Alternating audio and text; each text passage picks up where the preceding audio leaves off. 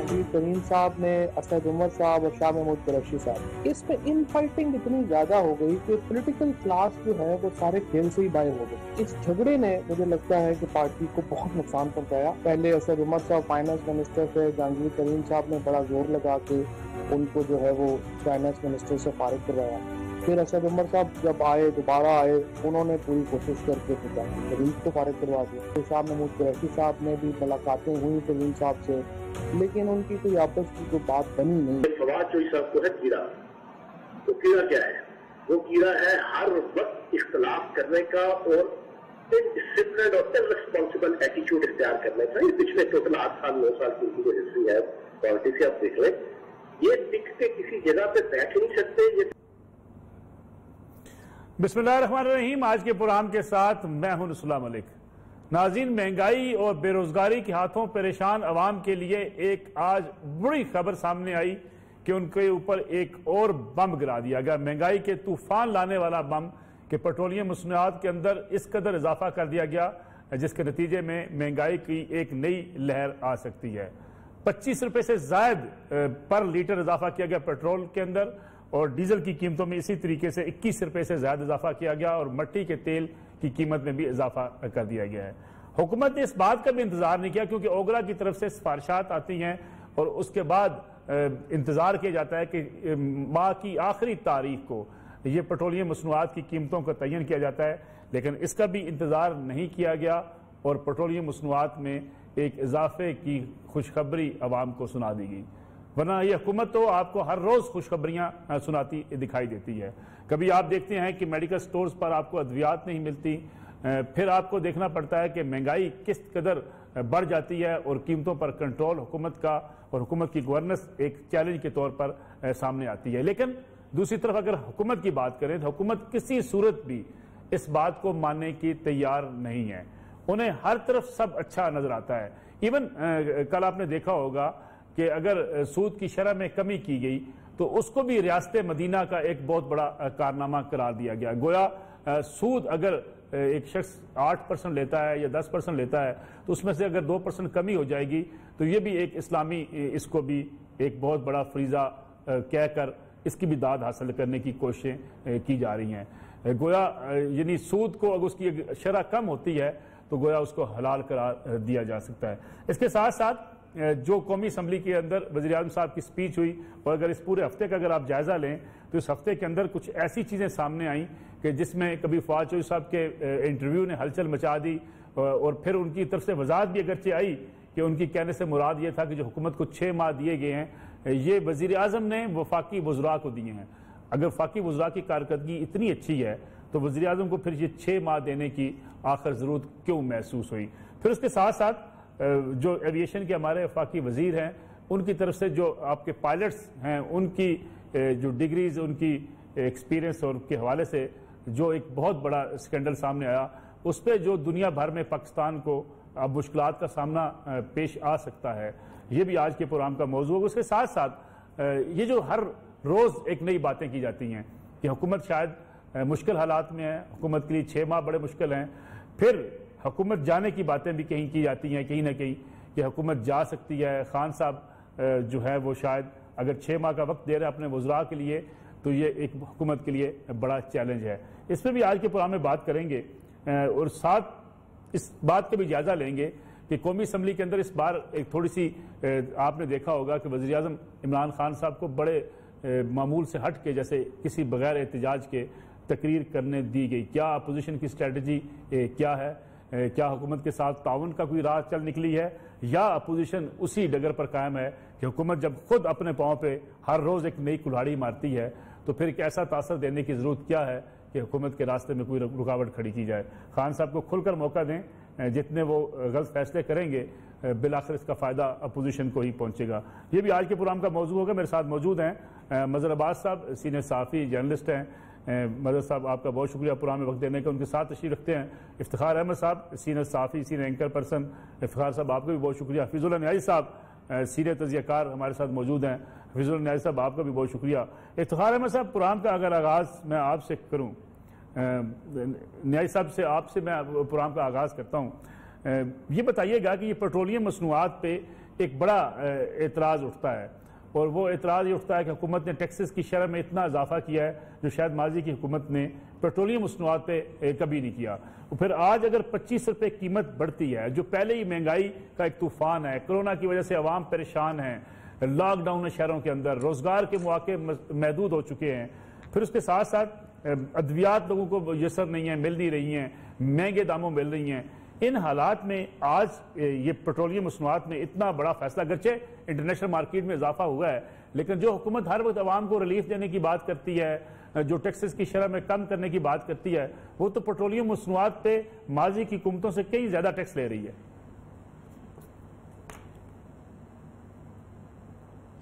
मलिक साहब मुझसे पूछे। जी न्याय साहब।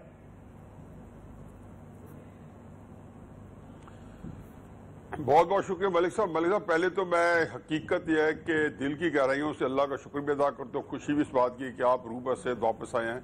आपको ना सिर्फ मिस कर रहे थे बल्कि ये एक ऐसा एक मूजी किसी की मर्ज है कि खासी तशवीश थी सारे दोस्तों के हलकों में, तो आपको अपने दरमियान देख के, बल्कि आज मैं कहीं फंसा हुआ था और इसलिए मैंने कहा कि आपका पहला दिन था, मैंने कहा मलिक साहब को चूंकि मैंने सेहत यादी भी की मुबारकबाद देनी है तो इसलिए लाजमी समझा कि यहाँ पे पेश हो जाऊं।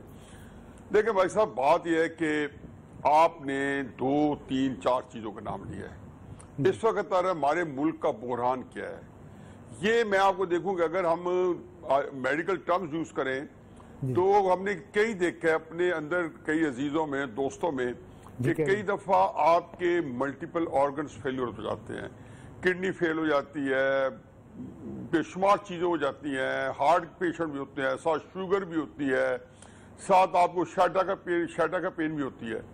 तो उसमें अगर आप एक पेन अगर उस वक्त बहुत कंपेलिंग है तो आप, और उसकी शिद्दत ज्यादा है तो आप उसको जरूर उजागर करते हैं, लेकिन असल क्राइसिस यह है कि ये सारी चीजों को आपस में जोड़ के उसका इलाज करना पड़ता है। मैं जाती तौर पर समझता हूँ कि इस हुकूमत का मसला क्या है। इस हुकूमत का मसला यह है कि इस हुकूमत ने आज तक ये तो बताया है, बल्कि उसकी मुबालगा राई की है और इतने मुबालगा अमेजी की है शुरू दिन से, जब से ये पहले से दिन से इक़्तिदार में आए हैं कि जी पिछली हुकूमतों ने ये कर दिया, इकॉनमी का बेड़ा गर्क था, जी फलां चीजें थी। आज सरवर साहब ने भी उसी में अपना हिस्सा डाल दिया कि सिविल एविएशन अथॉरिटी तो हमेशा से एक, जिसको कहना चाहिए कि तबाह बर्बाद हुई थी और हमें इस हालत में मिली, और 2 साल बाद भी उसी बात का रोना रो रहे हैं। इनको 5 साल बाद भी किसी इदारे का पता चला कि वहां पे कोई सिस्टम नाकाम हुआ है, या कोई चीज खराबी आ रही है, या कोई महंगाई हो रही है, या कोई और इनको जिसको कहना चाहिए करेक्टिव मेजर्स लेने पड़ते हैं, तो ये यही माना करेंगे। मेरा ख्याल ये था कि इमरान खान साहब के साथ कोई अगर साहब राय होता और उनको ये समझाता कि हजूर बाहर जो कुछ ठीक है, लेकिन हमें खुद फरेबी का शिकार नहीं होना, हमें तशखीस जरूर करनी है हमारे मुल्क के अंदर। मैं आपके प्रोग्राम में कह चुका हूं और सिर्फ 4 फिक्रे दोहरा देता हूं, और वो ये है कि इस मुल्क के साथ जो सान्या हो चुका है, और ये मैं मुतसलसल से साल, 1.5 साल, 2 साल से कह रहा हूं, बल्कि आने से पहले कह चुका हूं कि यहाँ पे हमारा सियासी अदम इस्तेकाम असल रीजन बनी है, और उसने दिया है बुरा मुआशी और इक़्तिसादी बुरान को जन्म दिया है। उसके साथ जो सोने पे सुहागा था वो ये था कि इनके जो गवर्नेंस है वो फेलियर हो गया। इन्होंने आके इंस्टीट्यूशनल रिफॉर्म्स करनी थी, इंस्टीट्यूशनल कोलैप्स हुआ है हर इदारे में। अभी जो पिछले दिनों कह रहे थे रिश्वत बढ़ गई है, तो रिश्वत सिर्फ सियासी लोगों से ज्यादा इदाराती जो एहलकार हैं या मुख्तलिफ महकमे जो ब्यूरोक्रेसी है वहां रिश्वत बढ़ गई है। चौथा जो चीज हुई है जो आपके लिए हमारे सबके अलार्मिंग है कि रूलिंग पार्टी जो है वो अंदरूनी इंतशार, खलकशार और चपकलश का शिकार है, और ये बड़ा कम होता है कि इतना शदीद अंदरूनी इख्तलाफ हो कि अपने तौर पे जो पूरे मुल्क के अंदर एक इंटरनेसाइन फ्यूड है या इंटरनल स्ट्राइव्स है वो पार्टी के अंदर उससे ज्यादा मौजूद है। ये 4 चीजें जिसने जो है इस मुल्क को हिला के रख दिया है। मेरा नहीं ख्याल कि आप इनको कहते हैं ना कि न लगाम हाथ में है न पांव रकाब के अंदर है, और ये घोड़ा जो है सर पर दौड़ जा रहा है, कोरोना ने उसमें सोने पे सुहागा। वो दुआ कर सकते हैं अल्लाह ताला इससे, क्योंकि 1971 में हम ये देख चुके हैं पाकिस्तान का हाल, और हम बड़े ही मुश्किल जिसको कहना चाहिए एक अजीम साने से 2-4 हुए। बस दुआ करें अल्लाह ताला हमें मजीद किसी साने जहां से बचा ले, लेकिन हालात जो है बड़े दगड़दू हैं और बहुत परेशानी वाले। अल्लाह मुल्क के लिए खैर रखे। इफ्तिखार अहमद साहब, पेट्रोलियम मसनूआत चूँकि आज एक ताज़ा बम गिराया अवाम के ऊपर हुकूमत ने, ये क्रेडिट लेने वाली गवर्नमेंट जो बार बार उनके खासतौर पर अगर हुकूमत के हम हामियों की बात करें, फिर हुकूमती वज़रा की बात करें, पेट्रोल बड़ा सस्ता कर दिया, लेकिन आज अगर इंटरनेशनल मार्केट में पेट्रोल की प्राइसेस बढ़ी हैं तो हुकूमत ने फिर आवाम के ऊपर सारा बोझ डाल दिया, फिर इंतजार भी नहीं किया। कुछ लोग कहते हैं कि हुकूमत के पास स्टॉक होता है, 11 दिन का स्टॉक है या 18 दिन का, जो स्टॉक आपने सस्ती कीमत में खरीदा हुआ है उसका भी आपने लिहाज नहीं किया। इसलिए लोग कहते हैं बाज़ माफिया मुतहर्रिक हैं जो हुकूमत को मुख्तलिफ गलत फैसलों की तरफ ले जाते हैं। नज़र मलिक साहब, सबसे पहले तो आपकी सेहतयाबी आपको मुबारक हो। Thank you very much. आपके बुजुर्गों की, आपके घर वालों की, आपके दोस्तों की दुआएं काम आई, और आप भी लोगों के लिए दुआ कीजिए जो इस वबा का शिकार हैं। अल्लाह ताला उनको सेहत दे, उनको अपनों में उनको जिंदा सलामत रखे। आमीन। दूसरी बात है कि मुझे ये अफसोस करना है अपना साबिक अमीर जमात इस्लामी का आपसे, और माफी अपना न्याय साहब से भी, और मदर अब्बास साहब से भी, जिनके वो शहर के रहने वाले थे। ठीक है कि नजरियाती सियासत अपनी जगह और नजरियाती इख्लाफ अपनी जगह, लेकिन इतना मलन किस्म का आदमी और मैंने नहीं अपनी लाइफ में इतनी बड़ी सियासी पार्टी का सरबराह देखा। अल्लाह ताला उनकी बख्शिश करे, अल्लाह ताला उनके दर्जात बुलंद करे। आइए बात करते हैं। आप पता नहीं किन से क्या तवक्कुल किए बैठे हैं। मुझे अफसोस होता है, शरह सूद 7% की शादियाने बजाने शुरू कर दिए। शादियाने बजाए गए, शादियाने। बिल्कुल ठीक है।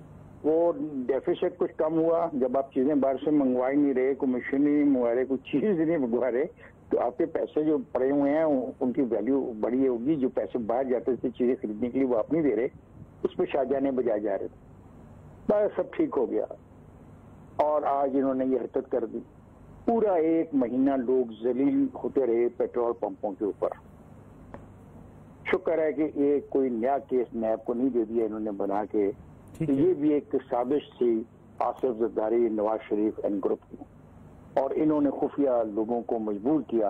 और शुक्र करें ये नहीं कह दिया कि तमाम के तमाम जो लाइसेंस हैं PSO के अलावा जितने भी पेट्रोल पंपों के मालिक इन्होंने दिए थे। मुमकिन ये कह सकते थे, हम क्या कर लेते इनका। ठीक है, आज ये फैसला हो गया। ये कल तक जो कह रहे थे 7% कम हो गया, कारोबार में पैसा आ जाएगा, डेफिसिट खत्म हो गया, बिल्कुल सारा सूरत ठीक हो गई, कुछ नहीं है, सब लोग झूठ बोल रहे हैं, इनको पता ही नहीं है फाइनेंशियल इश्यूज कैसे रिजॉल्व किए जाते हैं। तो मेरे दोस्त, फाइनेंशियल इशू ऐसे रिजॉल्व किए जाते हैं कि इनके पास पल्ले में कुछ नहीं है, टैक्स इनको देने को तैयार ही कोई नहीं है, इनकी टैक्स की कोई रिकवरी नहीं है, और जो आप माइनस में चला गया आपका GDP, अगर आपकी आमदनी नहीं होगी तो फिर आप कहाँ पे खर्चा करेंगे, कैसे GDP को मेंटेन करेंगे। और सूबों को जो आप कटौती कर रहे हैं जो कि सरासर जुल्म है, ठीक है, और इसका पता नहीं कितना नुकसान होगा सूबों की। उनके जो तरक्याती प्रोग्राम्स थे, ऑनगोइंग जो प्रोजेक्ट थे, उनमें पैसे कितने कम हुए, और जो स्कीम्स उन्होंने नहीं बनाई थी अगले साल के लिए, उनका भी आपने बैठा दिया। ठीक है, आपको एहसास नहीं हो रहा। आप तकरीर करते हैं, आप इसके करीब भी नहीं पहुंचते। आप गुर्बत के खात्मे की बात करते हैं सिर्फ एक हवाले से, लॉकडाउन के हवाले से। आपने गुर्बत को पता ही नहीं, आपको गुर्बत कहाँ पहुंच रही है। आपको दालों का भाव नहीं पता, आपको घी का भाव नहीं पता, आपको सब्जियों का भाव नहीं पता, आपको फलों का भाव नहीं पता, आपको दवाइयों का भाव नहीं पता, आपको किराए का आपको इल्म नहीं, किराए कितने बढ़ चुके हैं। ये क्या है, किधर है, क्या मतलब किस लिए तब्दीली का मुतालबा लोग करते हैं? क्यों 5 साल के बाद इलेक्शंस होते हैं? लोग क्यों ए की बजाय B को वोट देते हैं और B के बजाय C को वोट देते हैं? इन्होंने तो जवाब ही खत्म कर दिया अपने वोटों का। जो वोट इनको मिले, इनके वोटर इनसे मुतनफर हो गए हैं। जिन लोगों ने इनको हम लड़के दोस्तों से, खानदानों से लड़के झगड़े करके इनको वोट दिया, वो इनसे मुतनफर हो गए हैं। बिल्कुल किधर जाना चाहते हैं? नहीं जाना किधर चाहते हैं मेरे दोस्त? देखो ना, हाल कोई नहीं है हमारे पास। जो इनके साथी हैं, जिनको लेके आए हैं, लोग उनकी तरफ देखते हैं, लेकिन मेरा नहीं ख्याल कि उनको कुछ सपोर्ट करेगा या कोई पॉलिटिकल पार्टी इस क्राइसिस में, इस बदहाली में, इस किस्म की सूरत हाल में ये हमाकत करेगी कि ये तालक अपने मुंह पे मल ले। सो मामला बिल्कुल ठीक है, हाफिज़ कहता है मामला बहुत गहरा है, बहुत खराब पैदा हो गया है, गवर्नेंस नाम की चीज खत्म हो गई है, मनसूबाबंदी है ही। तो चीजें चलेंगी कैसे इफ्तिखार साहब अगर ऐसी सूरत रहती है? देखिए, मुझे तो खदशा है ना, मैंने अपने खदशे का इजहार कर दिया कि जो दोस्त लेके आए वो भी सोच के देखे ना, वो भी तो हमारे में से है ना यार। ठीक है, सारे के सारे तो नहीं अपना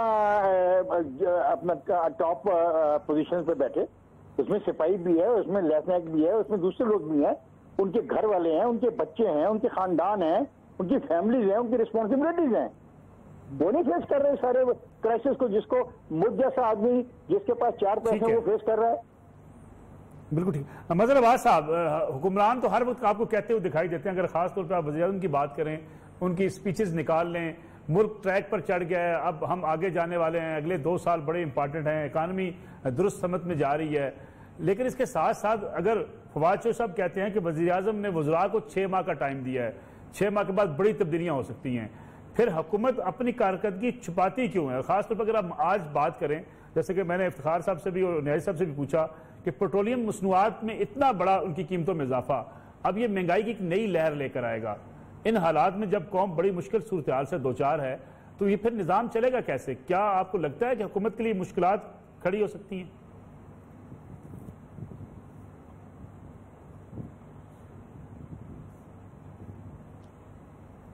मजहर अब्बास साहब, आप सुन रहे हैं? जी जी, मुझे आवाज आ रही है। मेरी आवाज आ रही है आपको? जी जी, आपकी आवाज आ रही है। जिस तरह न्याजी साहब और इफ्तिखार साहब ने भी कहा, एक तो जाहिर है आप जो है वापस आए हैं सेहतियाब होके, खुदा का शुक्र है, और दुआ है कि और लोग भी जो इस बीमारी में मुब्तला हैं वो भी सेहतियाब हों। एक बड़ी खौफनाक सूरत हाल है। और साथ में मुनव्वर साहब के बारे में जिस तरह सॉरी हमारी तरफ से मैं साहब हमारी तो सैयद मुनव्वर साहब के लिए भी ताजियत कर दे जी। मैं बस जी वही मैं कह रहा हूँ। जी अल्लाह ताला उनके लिए मेरी तरफ से भी जी, मेरा ख्याल है वही मैं बात कह रहा था कि मुनव्वर साहब के साथ एक बड़ा इस लिहाज से गहरा ताल्लुक रहा था कि उनसे बड़ी नशिस्तें रही हैं। नजरियाती तौर पे हम एक दूसरे के मुखालिफ रहे, लेकिन बहुत ही अच्छे अंदाज में एक दूसरे से गुफ्तगू करते रहे।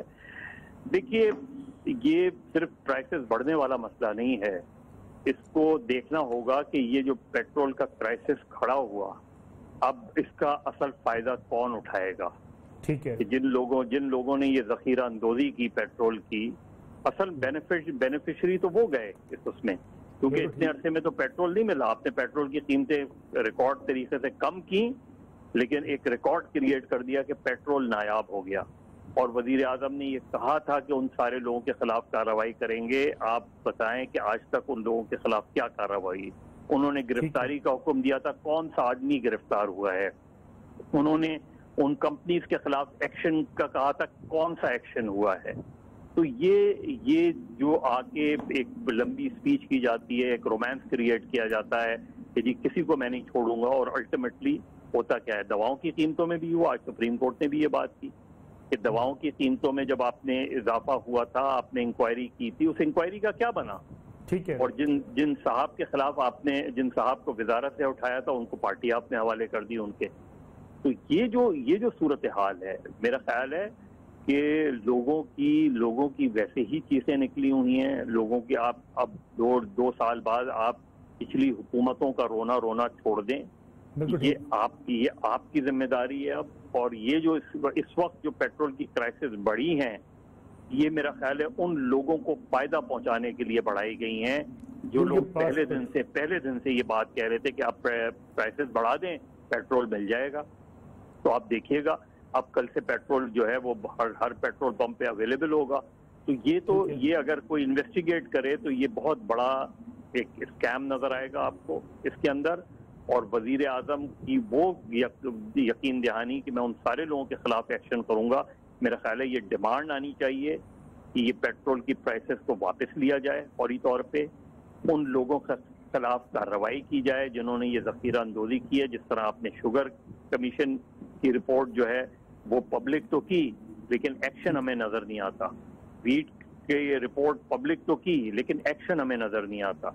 तो सिर्फ जो है जबानी जमा खर्च से मामला नहीं चलेगा जब तक आप एक्शन नहीं लेंगे। मगर साहब, वज़ीर-ए-आज़म साहब के हाथ बंधे हैं, पॉलिसियों का फुकदान है, या काबीना की जैसे कभी बात करते इफ्तिखार अहमद साहब भी और हफीजुर न्याज़ी साहब भी कि आपस के अंदर इतने इख्तलाफात हैं कि उनको सेटल डाउन करने में वज़ीर-ए-आज़म का वक्त गुजरता है, बाकी मामला की तरफ तवज्जो नहीं दे पाते।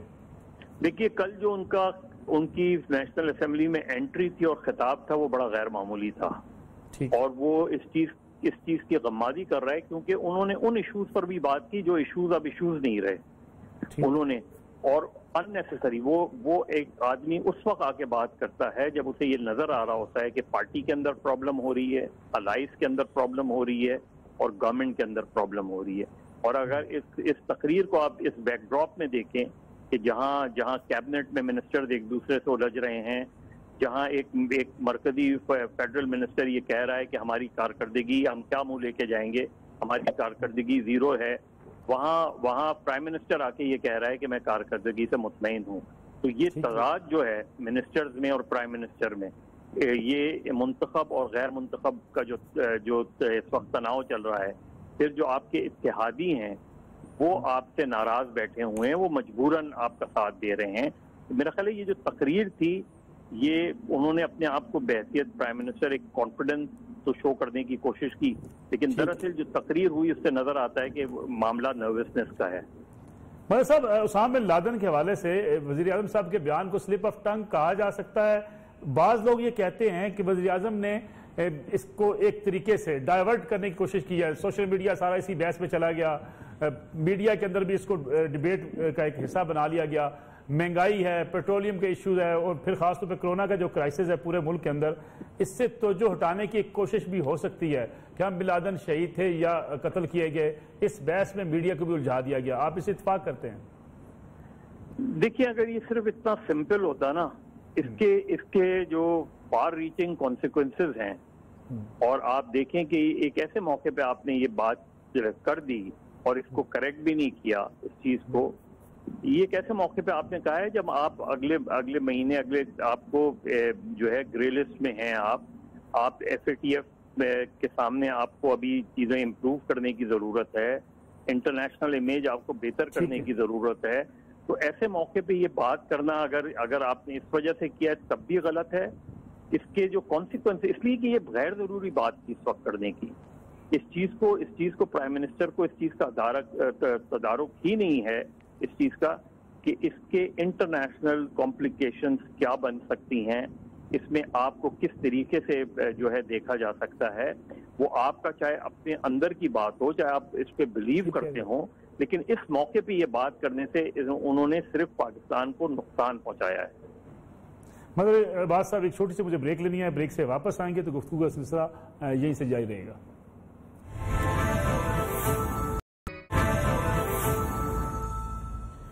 प्रोग्राम एक बार फिर खुशामदीद। सिलसिले में आई साहब, खासतौर पर मजर अब्बास साहब से जब मैंने पूछा कि ये इमरान खान साहब के इस बयान को, वज़ीर आज़म पाकिस्तान के इस बयान को, जैसा कि शहबाज गिल साहब ने वजाहत भी की कि इसे स्लिप ऑफ टंग कहा जा सकता है उसामा बिन लादेन के हवाले से, इंटरनेशनली इसको सीरियस लिया जाएगा या वज़ीर आज़म की इसको स्लिप ऑफ टंग के तौर पर समझ कर इसको नज़रअंदाज कर दिया जाएगा? और ख़ास तौर पर दूसरा, अगर हम बात करें पाकिस्तानी पायलट्स के हवाले से, एविएशन का ये बड़ा स्कैंडल एक सामने आया है। हुकूमत को करना क्या चाहिए था? बाज़ लोग कहते हैं कि हुकूमत के इस फैसले से या इस तरीक़ाकार से जो उन्होंने इख्तियार किया, इंटरनेशनली पाकिस्तान के लिए बड़ी मुश्किलात खड़ी हो सकती हैं। लेकिन बाज़ लोगों की राय ये है कि अगर आपने अपनी एयरलाइन को बेहतर करना है तो इस किस्म के फैसले करने पड़ेंगे।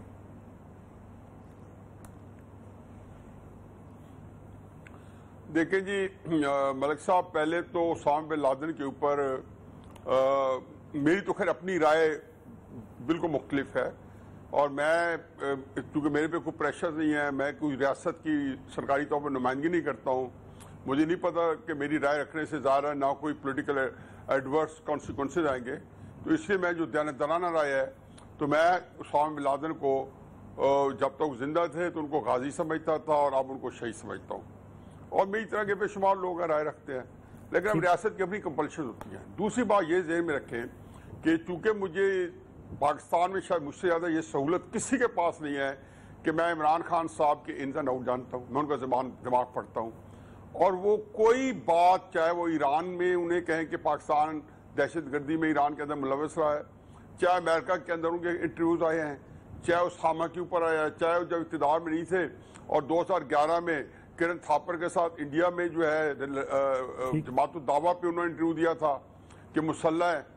तो ये उनकी राय जो है, और उसके अंदर हर चीज का एंगल होती है। उन्होंने बड़ी नप्पी तुली राय दी है, और उन्होंने पहले हलाक कह के उसके बाद शहीद कहा है, और उनको पता चला है कि अब मुझे लफ्ज ये इस्तेमाल करना चाहिए था। बाकी मेरा ख्याल है कि इमरान खान साहब दिन में 3-4 दफा मीडिया के सामने आते हैं और वो कहते हैं उसने गुना बदतरस गुना। शहबाज गिल साहब को राय दें या फवाद चौधरी साहब कहेंगे स्लिप ऑफ टंग है, तो मेरा ख्याल है उनकी बात की सही नुमाइंदगी नहीं है। वो इसके बारे में बिल्कुल एक जांच रखते हैं और उसके अंदर कोई तब्दीली भी आई है उन्होंने अपने पुराने मौक़िफ़ की तरफ। और ये पूरी जो तकरीर जो उन्होंने कल असम्बली फरमाई है, ये असम्बली में तकरीर भी असल में हम इमरान को बड़ा अंडरमाइन कर जाते हैं। ठीक है, ये बिल्कुल दुरुस्त है कि उनसे पाकिस्तान की हुकूमत नहीं चलाई जाएगी, लेकिन ये कहना है कि उनको अपने कार्ड्स खेलने नहीं आते। मेरा ख्याल है कि जितने खूबसूरती से वो कार्ड खेल रहे हैं पिछले 2.5 साल से, और जिस तरीके से उन्होंने पहली दफा कई ताकतों को पाकिस्तान के अंदर जो ताकतों के बारे में फैसले करते हैं उनको इनकैपेसिटेट किए हुए है, ये यकीन जानो कि आम आदमी तक, आम आदमी मुराद है कि आम दानिशवर जो आप लोग बैठे हैं या हमारे से बड़े जो सीनियर दानिशवर है, उनको जो कि प्रोस्पेक्टिव का नहीं पाए इमरान खान के कॉन्टेक्स्ट का नहीं पता। 2-4 साल बाद समझ आएगी, चाहे बुजदार का मामला हो, चाहे ईरान पे स्टेटमेंट हो, चाहे ओसामा बिन लादेन पे हो, चाहे असेंबली की तकरीर हो, चाहे यूएन के अंदर वो मुबल्लिग इस्लाम बन गए थे, कश्मीर का जहां मसला हल पेश करना था तो पिछले साल गए नहीं, इस साल गए तो मुबल्लिग इस्लाम बन गए। उन्हें पता है कि कहां से मैं तवज्जो हटानी है, कहां से मैंने किसी को चुटकी काटनी है, कहां से मैंने टॉर्चर करना है, और उनको अच्छी तरह पता है कि बुजदार चल पाएगा नहीं चल पाएगा, इमरान साहब से ज्यादा कोई नहीं जानता।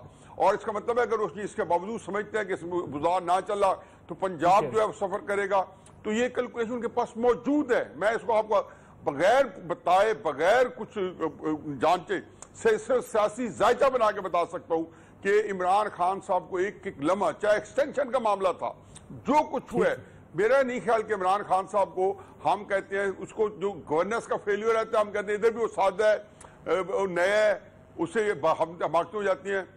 डेफिनेटली गवर्नेंस में कर रहे होंगे, उनका तजुर्बा नहीं है, 0 तजुर्बा है, लेकिन इन मामलात में कैसे चलाना है, शाह महमूद को किससे लड़वाना है, कि शाह महमूद को अंडरमाइन कैसे करना है, पार्टी के अंदर वो लड़ाइयाँ हैं उसको प्रमोट करते हैं। मदर साहब कई दफा अपने प्रोग्राम में इसका जिक्र भी करते हैं सरसरी तौर पे, और वो सही जांच परख कर चुके हैं कि ये बात वो जानबूझ के करते हैं। लेकिन मैं इसका नहीं शायद हूँ या गवाही देता हूँ कि जो है ना वो इस बात को पालते हैं। तो ये बातें सारी हुई हैं। बाकी आपका जो दूसरा सवाल का दूसरा हिस्सा है PIA का, तो मैं उससे कहता हूँ जी कि वो क्या कहते हैं, वो क्या जो है उसका दुश्मन हुए तुम दोस्त जिसके उसका दुश्मन आसमां क्यों। ये चाइना गए, इकोनॉमिक कॉन्फ्रेंस थी, इमरान खान ने कहा जी पाकिस्तान करप्ट मुल्क है, पाकिस्तान सबसे बड़ा मनी लॉन्डर है। सऊदी अरेबिया इकोनॉमिक कॉन्फ्रेंस थी, मलेशिया में इक्तिसादी दौरे पे गए, 4 मुख्तलिफ ममालिक में जाके इन्होंने कहा, पाकिस्तान फिर अमेरिका में कहा कि पाकिस्तान इंतहाई करप्ट मुल्क है। ये आप किसी मुल्क की, ये उनको अच्छी तरह इमरान खान को कि मार्केट करना इस तरीके से नहीं होता, लेकिन वो करते रहे।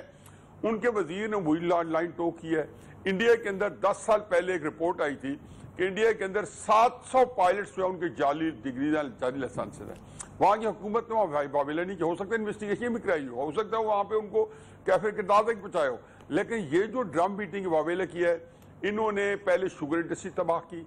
देखो एक स्कैंडल के पीछे इतनी बड़ी 85 मिलियन की इंडस्ट्री है, किसी ने ये नहीं देखा कि उसका साइजेबल साइज है, उसको बजाय आप रिफॉर्म्स करते हैं। उसके बाद जिस डिपार्टमेंट के पीछे जाते हैं एक केस के ऊपर, कहते हैं ना एक अपने आने के लिए अगले का 1 रुपया जो है वो उसका तुड़वा करके जाया करवा देना 15 आने, ये उसको उस डगर पे है।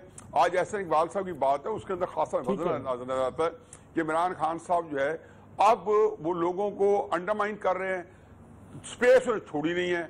जो लोग अब पहले पाकिस्तान में इक़्तिदार के अंदर एक मुसर किरदार अदा करते थे, उसको तब्दील करते थे, हटाते थे, लाते थे, मेरा नहीं ख्याल कि उनके पास वो कैपेसिटी वो रह गई है, वो एक बड़ी एक महदूद कर दी गई है कि वो कुछ करना भी चाहते तो नहीं कर पाते। तो ये इस तरह की बेबसी मैं तो 2, 3, 4 साल से प्रेडिक्ट कर रहा था। मैं हर हल को कहता था, मैंने कहता आप लोगों को साथ इंशाअल्लाह इमरान खान जो निपटेगा, और वो कोई भी नहीं निपट सकता था। एक दलेर आदमी है जी, जुर्रतमंद आदमी है, नहीं डरता। इदारों के बारे में उसकी राय है 4, 5, 6 साल में उनके क्लिप्स देख ले, एग्जैक्टली उनकी दिल की राय है। ओसामा बिन लादेन के बारे में, तालिबान के बारे में जो राय है दिल की, वो कह चुके हैं। और वो जब इस तरह के मामला नहीं होते खुल के बोलते हैं, अपने दिल की आवाज बोलते हैं। तो उनको जिन चीजों से नफरत है, पार्टी के अंदर अगर शाह महमूद कुरैशी से उनको नफरत है तो पहले दिन से और आज तक है। इदारों के बारे में जो उनके तहफ़्फ़ुज़ात है, जो उनके मुशर्रफ साहब के दौर में थे, जो उसके बाद में आज वही तहफ़्फ़ुज़ात है। तो इसलिए इमरान खान साहब जो है पाकिस्तान की तारीख में एक ऐसा कॉम्प्लेक्स कैरेक्टर है कि जिसको हम इंसाफ के साथ उसका हम तजिए नहीं कर पाएंगे। कुछ चीजों में उनकी जो स्ट्रेंथ है उनको हम अप्रिशिएट नहीं कर रहे, और कुछ चीजों में जो नलायकी जो है उसको हम उस पर तवज्जो दे के उसको हम पूरी जगह पे एक बड़े कैनवस में लेकर हर जगह फैला रहे हैं। तो ये आपके सामने लबे-लुबाब है। इंशाल्लाह आप देखें कि वो एक डिसाइसिव रोल है उनका पाकिस्तान के बारे में।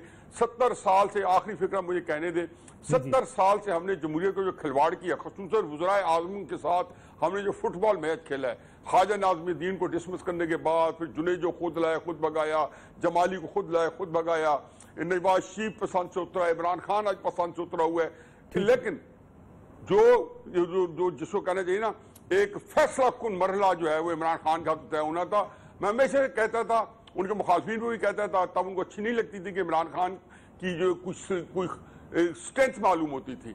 लेकिन मैं आज बाबांगे दोस्त कहता हूँ कि इमरान खान की ये स्ट्रेंथ है, और आप ये देख लें कि अगले 4-6 महीनों में उसको किसी ने छेड़ा तो वो उनका यकीन जानो कि पाकिस्तान को जो नुकसान हो या नफा हो। एक पहले कोई आए थे, हमने देखे थे 69, 70, 71 के भी अंदर कई लीडर्स आए थे जो कि रियासत पे हावी हो गए थे, उनकी सियासत। तो इमरान खान की ये सियासत जो है रियासत और रियासती इदारों पे हावी रहेगी, पाकिस्तान को उसका बहुत बड़ा नुकसान होगा।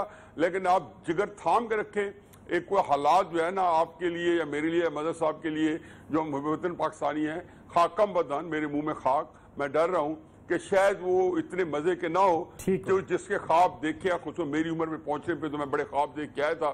और मुझे तकलीफ होती है कि पाकिस्तान आज भी वही खड़ा है जो हमने कुछ अपने शऊर में आज से 50 साल पहले या 45 ईयर्स बिफोर हमने सोचा था कि शायद पाकिस्तान इस तरह का हो जाएगा, तो नहीं हो सकता। ठीक है, इफ्तिखार अहमद साहब, न्यायी साहब ने जैसा कि पूरा एक नक्शा खींचा है इमरान खान साहब की पर्सनैलिटी के हवाले से, इस लिहाज से तो देखा जाए कि फिर इमरान खान साहब ने चुटकी काटी है बिन लादेन का ये स्टेटमेंट दे के, किसको काटी है? और दूसरा साथ अगर हम देखेंगे, अगर इमरान खान साहब बाकी इतनी क्लियरली खेल रहे हैं कि वो अपनी काबीना के अरकान की भी कमजोरियों को समझते हैं और उनको भी हैंडल कर रहे हैं, फिर वो इस्टेब्लिशमेंट के हवाले से भी बड़ी क्लैरिटी अगर उनके दिमाग में है, तो फिर तो हमें ये समझना चाहिए कि जमहूरियत तो मजबूत होगी अगर इमरान खान साहब इसको सही तरीके से हैंडल करने में कामयाब होते हैं।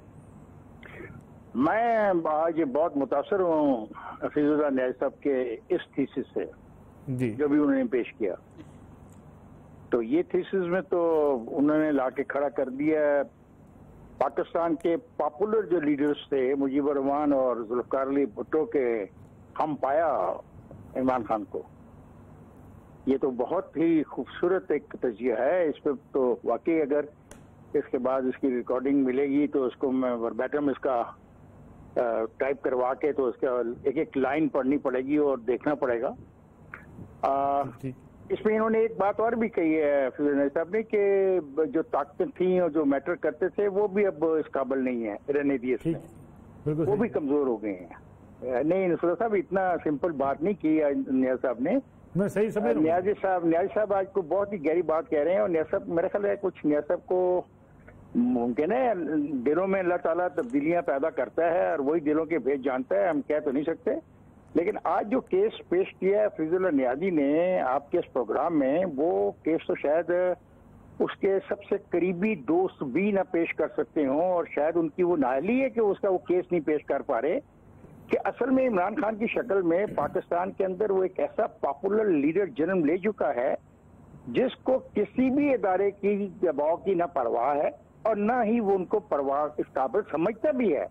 तो वो जो कुछ भी कह रहा है कर रहा है, वो इसकी पूरी की पूरी जो स्कीम है, उसकी प्लानिंग जो है, उसका हर एक फिक्रा तयशुदा है और उसकी जो स्क्रिप्ट है वो मुकम्मल लिखा हुआ है और उसको उस पर मुकम्मल अबूर है।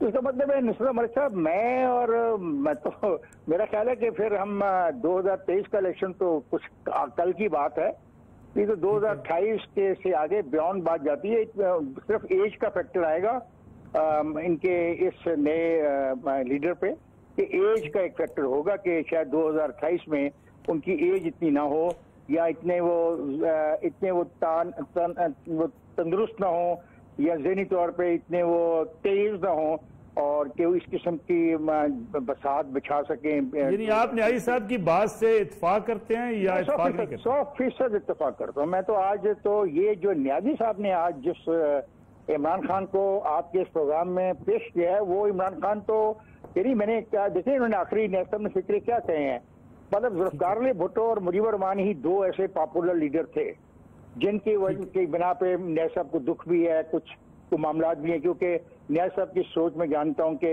ज़हनी तौर पे आप और न्याज साहब जैसे दोस्त जो हैं वो उस जमात के हामी थे जिन जमात का इन दोनों ही लीडरों से शदीद तरीन इख्तिलाफ था।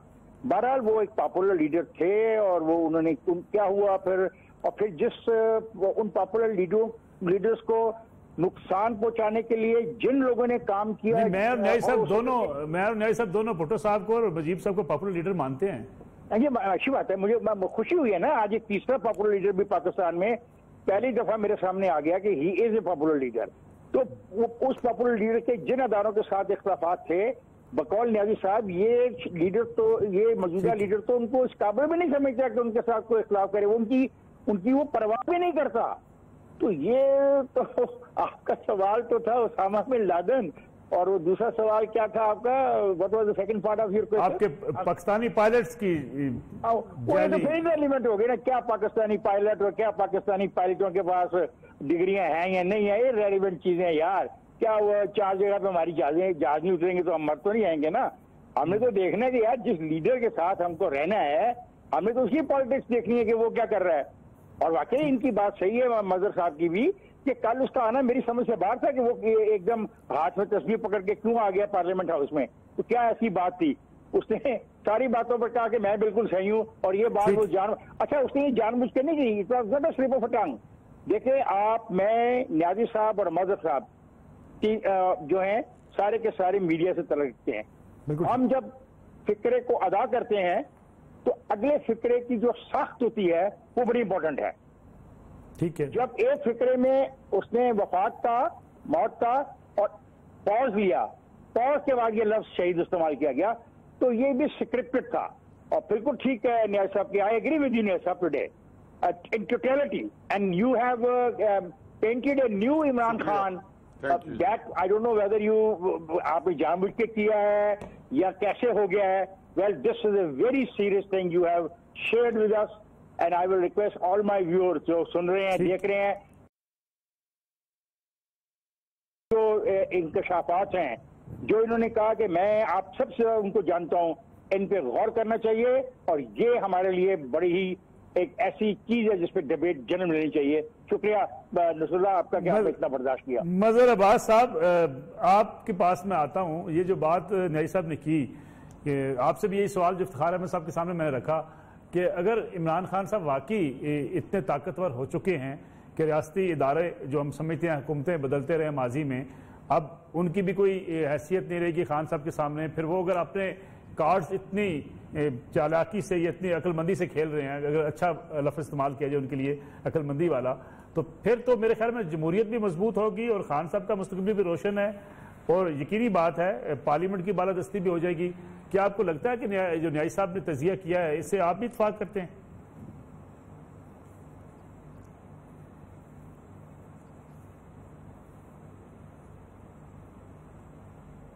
मजहर अब्बास साहब,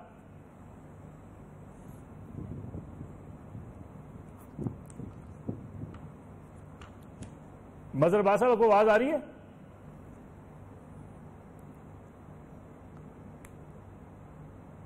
गालिबन मजहर अब्बास साहब से राब्ता मुनक़ते हुए है। एक छोटी सी कमर्शियल ब्रेक शामिल करते हैं, प्रोग्राम में वापस आएंगे तो इसी पे बात करेंगे कि जमहूरियत को क्या खतरात हैं या नहीं है। उसके साथ साथ प्रोग्राम के आखिर में थोड़ा सा तस्करा करेंगे सैयद मुनव्वर हसन साहब का, अमीर जमात इस्लामी पाकिस्तान, अल्लाह को प्यारे हुए एक अच्छे बहादुर लीडर, उनसे इख्तलाफ करने वाले भी, उनकी स्ट्रेट फॉरवर्ड जो उनकी पॉलिसी, उनके बयानात रहे या जो भी उन्होंने अपनी राय का खुलकर इजहार किया उसके हमेशा से मदार रहे हैं, उनका भी तज़किरा होगा, लेकिन एक छोटी सी ब्रेक के बाद।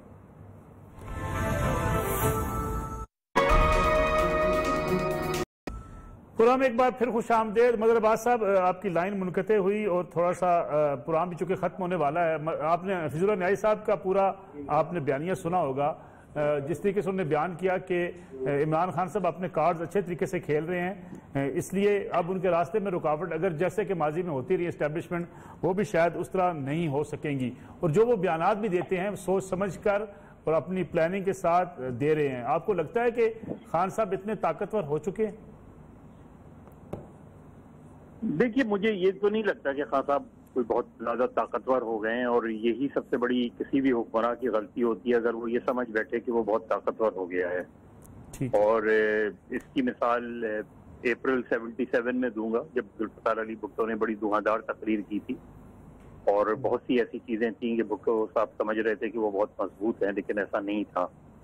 तो ये तो नहीं है, लेकिन इमरान खान को खतरा सिर्फ जो है वो अपनी ही गवर्नमेंट से है, अपने आप से ही है, परफॉर्मेंस से है, गवर्नेंस से है। इमरान खान को खतरा पंजाब के गलत फैसलों से है, इमरान साहब को खतरा। और जो अपोजिशन बाहर से इमरान खान के लिए नहीं खड़ी हो रही, वो अंदर से अपोजिशन पैदा हो रही है। वो अलग बात है कि इस वक्त जाहिर है एस्टेब्लिशमेंट भी देख रही है, उनके पास भी शायद कोई बेहतर ऑल्टरनेट उनको भी नजर नहीं आ रहा, लेकिन ये गवर्नमेंट के लिए कोई अच्छी साइन नहीं होती। यानी जहां आपके मिनिस्टर कह रहे हो कि आपकी परफॉर्मेंस सही नहीं, आप कह रहे हैं परफॉर्मेंस अच्छी है। जहां पंजाब के अंदर सूरत हाल ऐसी हो कि जहां बहुत से पीटीआई के लोग कह रहे हैं कि बुज़दार साहब के फैसले की वजह से नून लीग आज भी इंटैक्ट है। ये सारी चीजें मेरा ख्याल है इमरान खान के लिए अगले 6 महीने इसलिए भी इम्पोर्टेंट हैं जो उन्होंने मिनिस्टर्स को दिए हैं, वो खुद वो अपने लिए भी रख लें अगर, क्योंकि उसके बाद जो सूरत हाल होगी जनवरी से लेके मार्च तक जब सेनेट के इलेक्शंस होंगे, वो टर्निंग पॉइंट होगा मेरा ख्याल है इमरान खान और उनकी हुकूमत के लिए। ठीक है हफीजुल न्याजी साहब, ये 6 माह इमरान खान साहब के लिए भी मुश्किल है, उनके लिए भी एक चैलेंज है, या उनके लिए भी हो सकता है कि मुश्किलात उसके बाद खड़ी हो जाएं, या सिर्फ काबीना में तब्दीली होगी? मेरा ख्याल है जी कि 4 से 6 माह बहुत मुश्किल है, क्योंकि अब हर बंदे ने अपने हुनर आजमाने हैं। मैं थोड़ी सी वजाहत कर दूं कि मैंने बिल्कुल नहीं कहा कि खान साहब ताकतवर हो गए हैं। मैंने सिर्फ ये कहा कि उनके पास 2 जगहों पे उन्होंने लड़ाई लड़े हैं, और उसके अंदर मैंने सिर्फ ये कहा कि जो ताकतें उनसे लड़ सकती थी, मसलन फर्ज किया सियासत में मुस्लिम लीग नून है या पीपल्स पार्टी है, और कहीं और कोई इदारे हैं फर्ज किया, तो खान साहब ने उनको कमाहकहू कमजोर कर दिया है।